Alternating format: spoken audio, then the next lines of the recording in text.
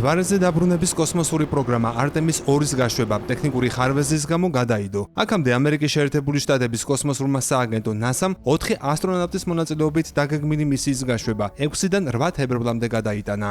ახლა კი სააგენტოში განაცხადეს, რომ მთვარის რაკეტის გაშვებას მარტში გეგმავენ, თუმცა კონკრეტული რიცხვი ამჯერად არ დასახელებულა.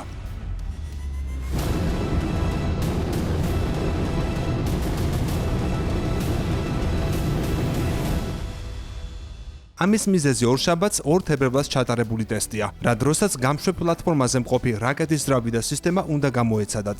აღმოჩნდა, რომ გადამწყვეტი ტესტის დროს საწვავის გაჟონვა მოხდა. კოსმოსური სააგენტოს განცხადებაში ნათქვამია, რომ გაშვების გადადება გუნდებს საშუალებას მისცემს გადახედონ მონაცემებს და ჩაატარონ მეორე გენერალური რეპეტიცია ფრენის ტესტირებამდე. გაჟონვამ რაკეტის ისედაც 3 წლით დაგვიანებული ფრენა კიდევ უფრო გაახანგრძლივა.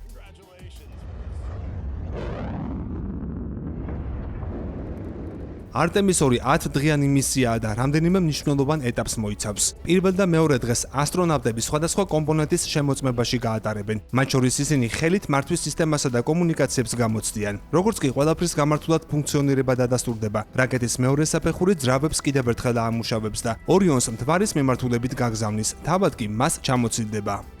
მესამიდან მეხუთე დღემდე პერიოდი მთვარემდე მისაღწევადაა გამოყოფილი, რადგან 370,000-მდე კილომეტრი მანძილია დასაფარი. შედარებისათვის დედამიწის ორბიტაზე მოძრავი საერთაშორისო კოსმოსური სადგური მხოლოდ 402 კილომეტრ დისტანციაზეა. ამ დროის განმავლობაშიც ეკიპაჟი სხვადასხვა ტესტირებას ჩაატარებს და ტექნოლოგიებს გამოცდის. მე-6 დღეს ორიონი უკვე დედამიწის ბუნებრივი თანამგზავრის ორბიტაზე შევა და მას ერთხელ შემოუვლის. ასე მოხდება იგი მთვარის შორეულ მხარეს, რა დროსაც დაახლოებით 40 წუთის განმავლობაში პლანეტასთან კავშირი გაწყდება. ეს იმიტომ, რომ აღნიშნული ნახევარსფერო დედამიწასთან მუდმივად ზურგშექცებითაა, ანუ პირდაპირ მნიშვნელობით შორსაა.